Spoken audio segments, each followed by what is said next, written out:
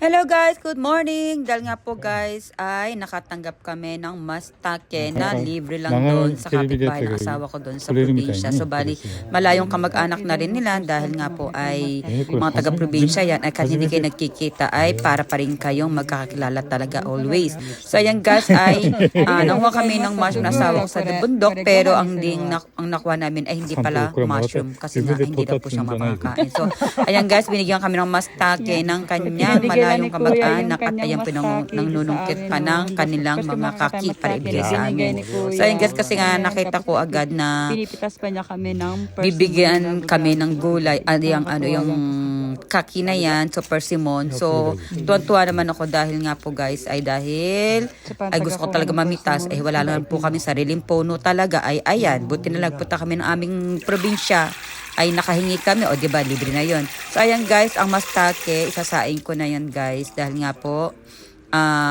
sabi ng asawa ko, dapat from bottom of your heart ay magsaing ka ng kanin para pag ginawa yung niluluto mo ay masarap. O ayan, diba?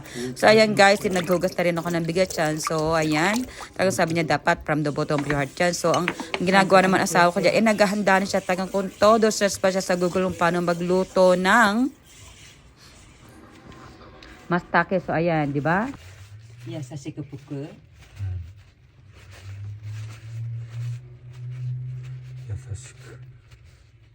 So kailangan daw ay punasan at maging mabait ka dyan sa pinupunasan mo na yan. Yan, hinihiwa ng asawa ko ang mastake para ilagay doon sa kanin na iluluto namin.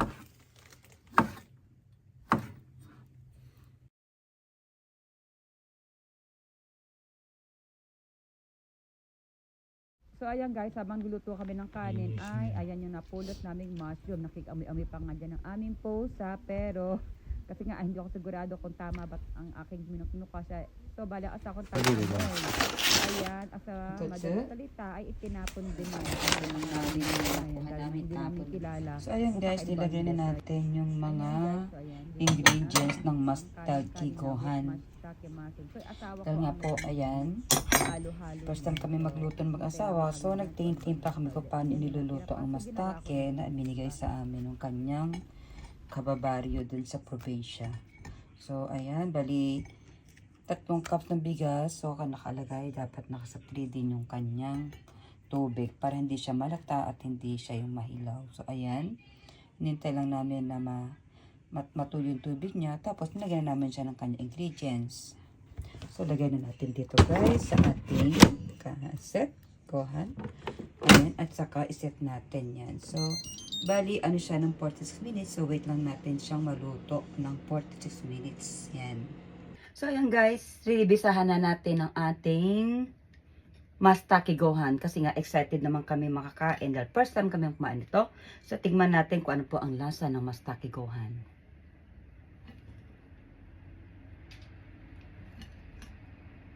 So ayan.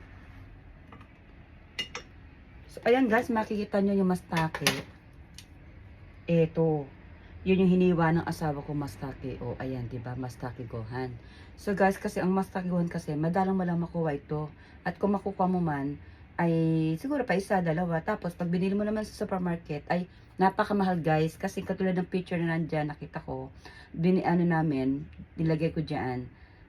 Katulad nun, nasa 3,000, 4,000 yen yun. So magkano yun? Siguro 1,000 mahigit din o kulang 2,000 pesos. So ayan guys, ibisahan natin kung magsarap ba ang mastake gohan na ginawa namin. O diba? Try natin guys. Grabe ang amoy. Napakasarap na amoy niya guys. Ang sarap. Hindi mo na kailangan maglagay ka ng kanin. Kasi sobrang sarap niya. Malasa yung mastake gohan. Ayan. Ayan pa oh.